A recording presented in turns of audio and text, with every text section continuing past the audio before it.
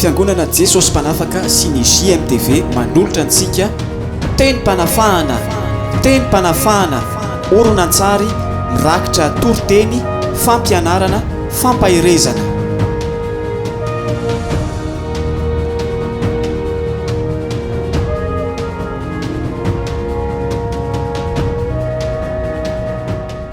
Mbola faly miarahaba antsika rehetra izay miaino mandre zao afatry ny tenin'Andriamanitra izao ny tenako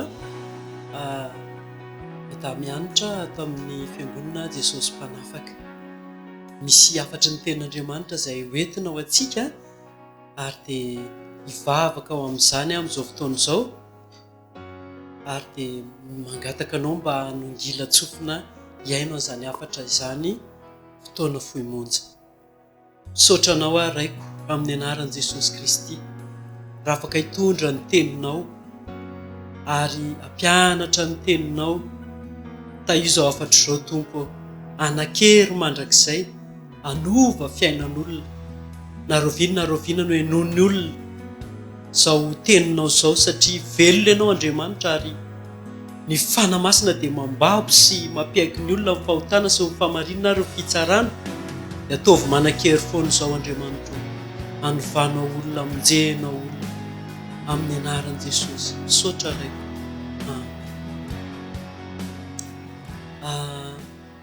Ny afatry ny tenin'Andriamanitra hoentiko antsika dia ny Galatiana 5:9-20 sy ny 5:20. Dia izao no vaky ny tenin'Andriamanitra ao amin'ny anaran'i Jesosy. Fa hoy izao, mandehana araka ny fanamasina dia tsy hatateraka ny filan'ny nofo ianareo. Raha velo fanamasina isika dia aoka andeha araka ny fanahy masina. Izany tenin'Andriamanitra izany dia tenin'Andriamanitra tena natao ho antsika mpino amin'izao vaninandro faran'izao indrindra. Izao fotoana izao dia vaninandro ny fanamasina, fotoana tena tsy maintsy hitarihan'ny fanamasina antsika, izay tsy mahazo ny taridala amin'ny fanamasina, lalan'ny fanamasina dia tsy afaka ny andeha araka ny fanamasina. Jesosy efa niteny alohan'ny hiakarana eny an-danitra fa tsara lavitra noho ny fitarihana nataony ny fony tety ambonin'ny tany, ny fitarihana ho ataony ny fanamasina amin'ny olombovonjy. Raha mbola tety ambonin'ny tany Jesosy dia izy no nitarika ary izy no nitory. Fa rehefa lasa Jesosy dia mahitsitsika ao amin'ny Jaona 9:9 fa ny fanamasina amin'izay no anao ny asa rehetra. Ary tsara lavitra izany satria ny fanamasina dia afaka miditra ao anatintsika, mitoetra ao anatintsika ary mitarika antsika. Tsy mba miasa avy eny ivelany fotsiny izy fa tena mitarika avy ao anaty. Izao fotoana izao dia fotoana tena tsara indrindra satria Andriamanitra mihitsy no mitarika ny olona avy ao anatiny. Raha vao nino an Jesosy ny olona ny bebaka dia men'Andriamanitra azy izany fitarihana mahafinaritra avy amin'ny fanamasina izany, dia lasa afaka mandeha araka izay tian'Andriamanitra andehanany ny olombovonjy anankiray. Tsy hoe tsy afaka manota akory ny olombovonjy, fa mahasamy hafa ny olombovonjy amin'ny mpanota dia izao, ny mpanota natehanao ny tsara ary dia tsy afaka manao an'izany ho lasa fiainany satria ratsy ny ao anatiny.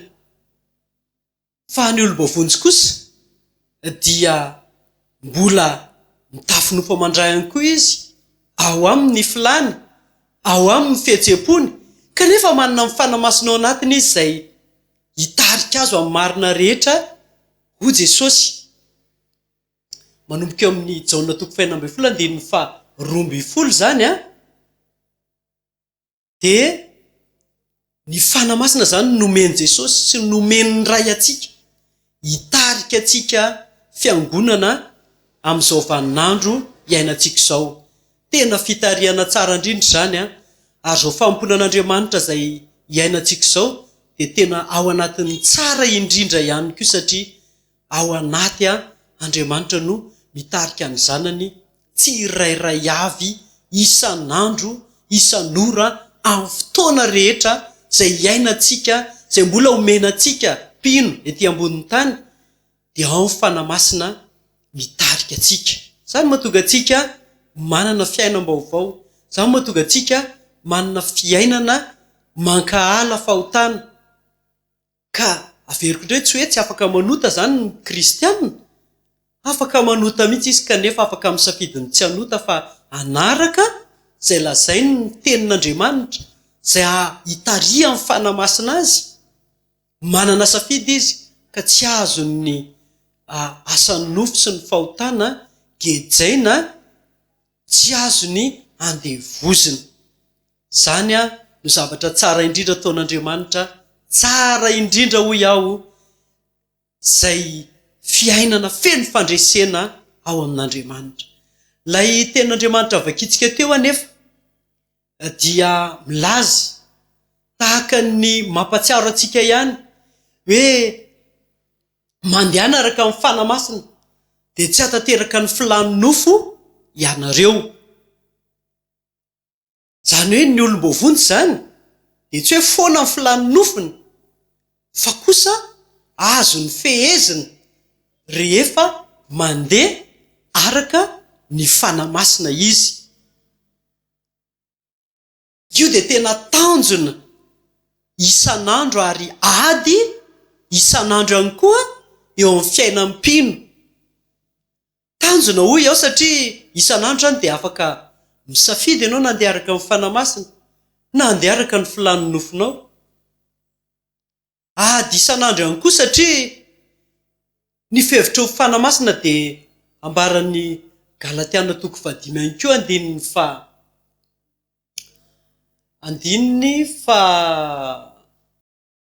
17 dia zao voasoratra ao amin'ny anaran'i Jesosy. Galatiana 5 andininy fa 17. Fa ny nofo manohitra ny fanamasina, ary ny fanamasina manohitra ny nofo, ary mifanohatra izy roa mba tsy azahoanareo manao zay zavatra tianareo. Zany hoe ady isan'andro zany ilay hoe taria amin'ny fanamasina, mandeha araka ny fanamasina, satria misy zavatra mifanohitra na hoe misy zavatra miady zany ao anatintsika, ny nofo na ny filantsika, ny mahafinaritra atsika, ny sitrapontsika zay mety hifanohitra tanteraka amin'ny tenin'Andriamanitra zay taria amin'ny fanamasina. Ary dia eo amin'izay ilay izy no ady, satria tsy afaka miaraka makatohan'izy anankiroa tsika, fa tsy maintsy misafidy ny andeha araka amin'ny fanamasina. Amin'izay fotoana izay dia miady amin'ny tenanao ianao, mamono ny tenanao ianao, manambany ny filanao ianao, manao tsisy dikana ary manao tsinotsinona ny zavatra tianao ianao. Ny mifanohitra an'izay no mitranga rehefa mifidy ny andeha araka ny filan'ny nofo, mandeha araka ny fitarian'ny nofo ny kristianina anankiray, zay ilay antsoina hoe kristianina araka ny nofo. Amin'izay fotoana izay indray dia manao izay mampalaelo fanamasina ny mpino anankiray. Raha hiresaka fotsiny momba ny antsoina hoe fakapanahy isika, za dia manizingizina foana hoe raha te handresy devolontsika dia reseo aloha ny asan'ny nofo. Ny ahafahantsika mandresy ny asan'ny nofo dia mandeha araka ny fanamasina tsika, manohitra ilay asan'ny nofo tsika. Nofo manohitra amin'ny fanamasina, fanamasina manohitra ny asan'ny nofo. Raha te handresy devolontsika, misy ny mpivavaka moa zany rehefa manota izy dia ialany tsiny fotsiny tena devoly endry zareo. Fa rehefa mamaky ny tenin'Andriamanitra tsika momba ny hoe fakapanahy ao amin'ny Jakoba 1:2, dia milaza ny tenin'Andriamanitra hoe samy alay-panahy ny olona raha tarian'ny filany sy fitahan'ny filany izy. Hoana moa zany ny fanombohan'ny fakapanahy? Tena hita be mihitsy atsika no manao dingana voalohany ao anatin'ilay fakapanahy fa tsy ny devoly. Samy alay-panahy ny olona raha tarian'ny filany sy fitahan'ny filany izy. Ny fahitako ny devoly zany dia izao, jereny fotsiny hoe mandeha araka ny fanamasina izy sa mandeha araka ny nofo. Ary efa hita fa mamela ny filany nofonao ianao hitondra amin'ny fiainanao. Mirona any amin'ny zavatra ara-nofo ianao. Ohatra, eo amin'ny Galatiana 5:7-8 dia hoy ny ten'Andriamanitra efa miharihary ny asa nofo dia izao: fijangajangana, falotona, fijejojejoana, fanompoantsampy, fanaovan'ody ratsy, fandrafiana, fifandirana adilahy, fiafinafonana, fifampiandaniana, fisarahana, fitokoana, felonana, famamona, filalaovan-dratsy. Ary ny toy izany izay lazaiko aminareo rahateo tahaka voalazako fainy koa fa izay manao izany dia tsy andova amin'ny fanjakan'Andriamanitra. Ohatra sy sationany fotsiny ireo ny amin'izany asa ny nofo izany. Ary ho fakapanahy dia tsika manao dingana voalohany. Izany hoe tsy fehezintsika ny filany nofo. Izany hoe ny tena marina tsy mandeha amin'izay hitarihan'ny fanamasina isika. Rehefa izay ny hitany devoly dia manampitrotraka fotsiny izy. Izy nge mpanositosika fotsiny. Alefaso ozy izy, vitanao io. Fa ny tena izy tsika olombelona no manao dingana dia manaraka fotsiny devoly manararoatra. Tsy afa-tahaka izany kokoa ny fiasan'ny fanamasina. Jesosy dia nilaza ato amin'ny Lioka 2:20 dia vakitsika ny 9:70. Izao voasoratra ao amin'ny anaran'i Jesosy. Ary rehefa tonga tao amin'izany tany izany dia hoy izy taminy: mivavaha mba tsy hidiranareo amin'ny fakapanahy. Fa izy, na hoe Jesosy, niataka tamin'ny tokony indray mitora-bato dia nandoalika ka mivavaka hoe: raiko raha sitrako dia sory amiko ity kapoaka ity, nefa aoka tsy ny sitrapoko aneny atao fa ny anao. Ary nisy anjely avy tany an-danitra niseho teo aminy ka nampahery azy, ary fadiranovana izy ka dia nivavaka mafimafy kokoa, ary ny dininy dia tahaka ny rano mipotrapotraka tamin'ny tany. Ny fanamasina ihany kokoa dia tahaka izany. Marobe ny olona tonga dia mila ny fanamasina fotsiny fa avelao izy hiasa ao amiko ao dia aleo izy hanao izay ataony eo fotsiny. Fa ny fanamasina ry havana tsy mba miditra forcé zany. Fa matoantsika nasain'i Jesosy mivavaka dia tena misy dikany izay. Rehefa nandalo fakapanahy Jesosy, be dia be moa ny olona mitory hoe manova n'ity vavaka nataon'i Jesosy ity hoe Jesosy koa ve dia hiteny hoe raha sitrako dia sory amiko ity kapoaka ity, nefa ka tsy ny sitrapoko aneny atao fa ny anao. Fa rehefa io lazain'i Jesosy dia io zany ny vavaka nataony. Fa rehefa mandinika dia anisan'ny fakapanahy ngeza indrindra teo amin'ny fiainan'i Jesosy ity hoe miatrika ny ora sy ny fotoana izay tsy maintsy isamborana azy sy amonoana azy eo amin'ny hazo fijaliana. Jesosy moa tamin'izany dia sady Andriamanitra no olona, ary tena nalay-panahy tahaka antsika tokoa izy, fa saingy tsy nanota. Fa tao anatin'ny fotoana amin'ny fakapanahy mafy indrindra dia nivavaka Jesosy. Ary 9:70 dia niteny tamin'ny mpiany izy hoe vavamba tsy hidiranareo amin'ny fakapanahy. Any amin'ny filazantsara fa dia miteny izy hoe mety ihany ny fanahy fa nofo no tsy manan-kery. Dikany hoe ilay mety ihany ny fanahy fa nofo no tsy manan-kery. Mangetahitan'Andriamanitra daholo ny olona, fa tsy manolotra ny tenany mihitsy izy hoe andeha hivavaka mba tsy hidirako amin'ny fakapanahy. Fa io rehefa manolotra ny tenanao no tena hivavaka hitady an'Andriamanitra ao anatin'ny zavatsarotra tahaka nataon'i Jesosy, mino fa tsy tokony hanao latsaka izay nataon'i Jesosy tsika, dia tonga ny fanamasina, miasa ny fanamasina, mampahery anao ny fanamasina. Hitanao amin'izany fa tena tsy maintsy mivavaka isan'andro tokoa tsika araka ny tenin'i Jesosy hoe tsy mety raha tsy mivavaka mandrakariva izy ka tsy reraka. Ny fakapanahy koa tsy mampiomana fa rehefa tonga izy dia tonga, fa tokony efa niomana, efa tena niomana tsara isika mba tonga antsika tsy ho resin'ny devoly. Hitantsika amin'izany ary fa raha te handresy devoly tsika dia any amin'ny asan'ny nofontsika no manao ataka. Raindray tsika verevitra hoe aiza moa zany izao ny devoly dia aiza moa zany izy izao. Tsy hitantsika izy nefa dia asain'Andriamanitra hiadivantsika ary efa niteny Jesosy hoe tokony ho resintsika izy. Dia variana fotsiny tsika mijery raha vao misy sinina ohatr'izao dia efa satanika iny. Raha vao olona ohatrohatr'izao dia tenina olon'ny devoly iny. Ry olona akaikiny ery tenina manao fanafody io dia tatak'izany no fijerintsika ny devoly. Ry havana, tsisy dikany daholo izany. Ny devoly dia tsy banjinao any amin'ny olona fa izy ange zao mibanjina anao fantany tsara ianao raha makatohan'i Jesosy na tsy makatohan'i Jesosy. Mivavamba tsy hidiranareo amin'ny fakapanahy. Firy ny kristianina tena hoe manolotra ny tena ny hivavaka hitady an'Andriamanitra mba tonga ny fanan'Andriamanitra afaka hamery azy, afaka hanampy azy. Raha ny tena izy Jesosy efa nameantsika fahefana, nitsika menarana sy maimbo ka ndresy ny heretra nanany fahavalo ka tsisy hampaninina antsika akory. Mpamosavy, mpanao mazia, ny olona misy tromba sy ny sisa, tsisy hampaninina antsika akory. Fa tsika dia mila manaraka fotsiny zavatra mpanaovin'i Jesosy. Raha te handresy isika, raha te handresy ny devoly tsika, atakeo ny asan'ny nofo, aza mba mandefitra amin'ny asan'ny nofo, aza manaiky ny asan'ny nofo ho zavatra mety aminao.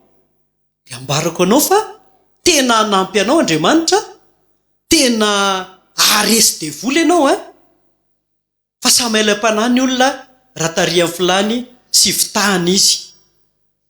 Noho izany rehefa latsaka fakapanahy sy fahotana ny kristianina dia tsy tokony manilika tanteraka any amin'ny devoly hoe tena devoly fa za afaka mahadidio.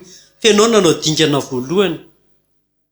Raha velo ny fanamasina isika dia aoka andeha araka ny fanamasina. Averiko indray tanjona isan'andro ny olombavonjy ny mandeha araka ny fanamasina ary ady isan'andro.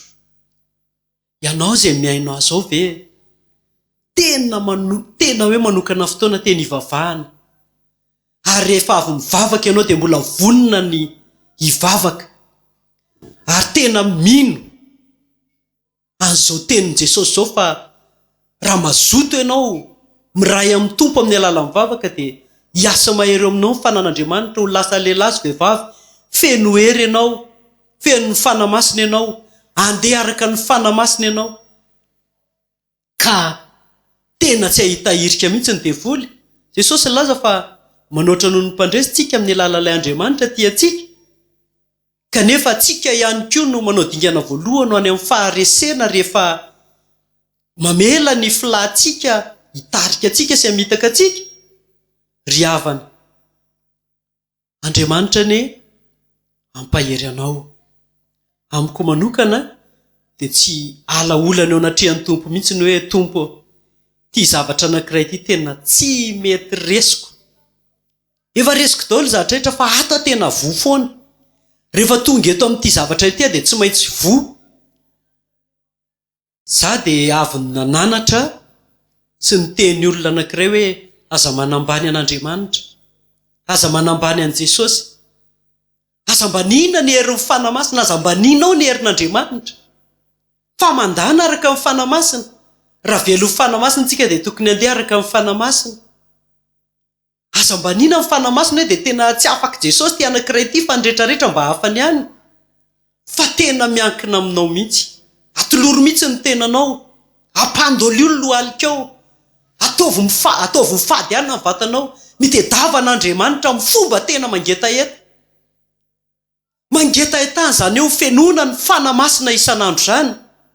Mangetaetany izany hoe vonona ianao tena hoe vao manomboka ny anatin'ny sainao ny fisainana sy ny fihevitry nofo dia fa marikoriko anao fa ianao dia mangetaeta ny fihevitry ny fanamasina ny fitaria ny fanamasina ady isan'andro zany kanefa tokony andresy isan'andro ianao tsy tokony ho kristianina variana sy tsy hovaky loha zany tsika ny devoly ange tena miketrika izy fa tsika matetika mivarim-bariana kanefa tokony ho resy izy raha manaraka tsotra fotsiny makatoa fotsiny zay asain'i Jesosy ataontsika isika ny fanamasina dia hitarika atsika ho amin'ny marina rehetra ho Jesosy hitarika atsika ho amin'ny tenin'Andriamanitra izy noho izany mazotoa mamaky ny tenin'Andriamanitra sy miaino ny tenin'Andriamanitra mitarika atsika ho amin'ny marina rehetra izy dia ny tenin'Andriamanitra zany ary izy koa ny manome hery atsika mahatonga atsika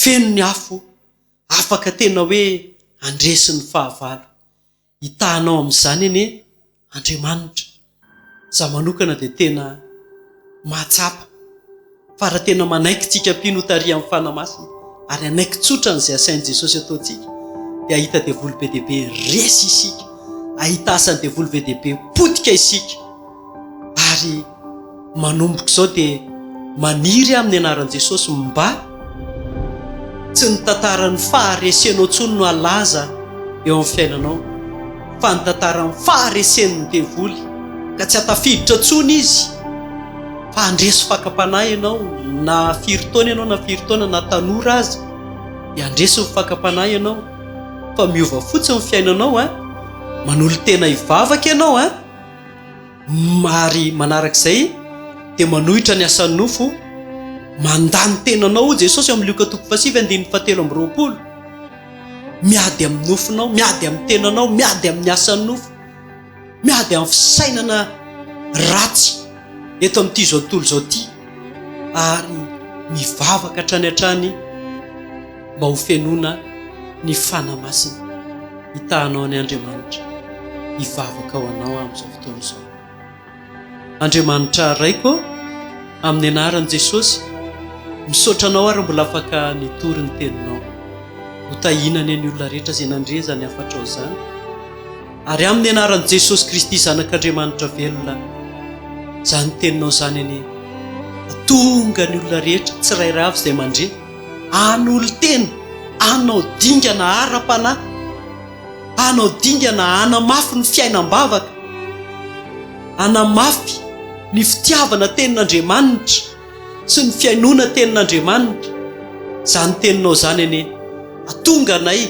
tena ho mpandresy ka tsisy kristianina manambany an'Andriamanitra sy ny herin'Andriamanitra intsony fa kristianina manoatra amin'ny mpandresy eo alohany ny fahavalo izahay misaotra tompo amin'ny anarana maherin'i Jesosy Kristy halleluia amen dia samy tahin'Andriamanitra tointsika rehetra